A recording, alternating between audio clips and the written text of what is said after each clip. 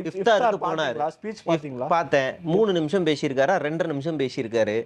இஸ்லாமியர்களுக்கான ஒரு பண்டிகை விழாவில் போயிட்டு என்ன பேசணும்?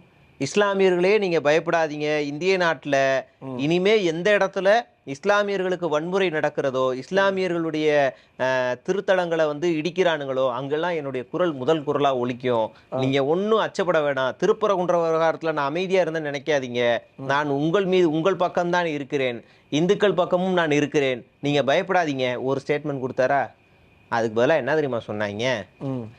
அவரு சொல்றாரு இவரு சொல்றாரு நம்பாதீங்க, அது எல்லாமே வதந்தி தான், நான் எப்பவுமே தனித்து தான் போட்டி அப்படின்றாரு. அப்போ புஷியானந்தும் ஆதவரும் முழிக்கிறாங்க, திருத்துருன்னு முழிக்கிறாங்க. ஏன்னா நேற்று தான் அந்த ஆள் ஒரு ஸ்டேட்மெண்ட் கொடுத்தாரு.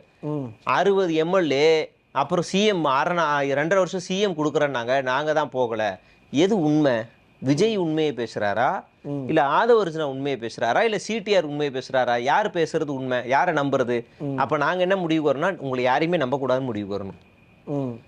அப்ப இது ஃப்ராடுத்தனம் தானே, பொறுக்கித்தனம் தானே. இது யாரை ஏமாத்துற? நேத்து ஒரு ஆள் சொல்றா, இன்னைக்கு ஒரு ஆள் சொல்றீங்க. சிடிஆர் முந்தா நேத்து ஒன்று சொல்றாரு. எவ்வளவு ஏமாத்துற வேலை, பித்தலாட்ட வேலை பண்றாங்கன்னு தெரியுதா?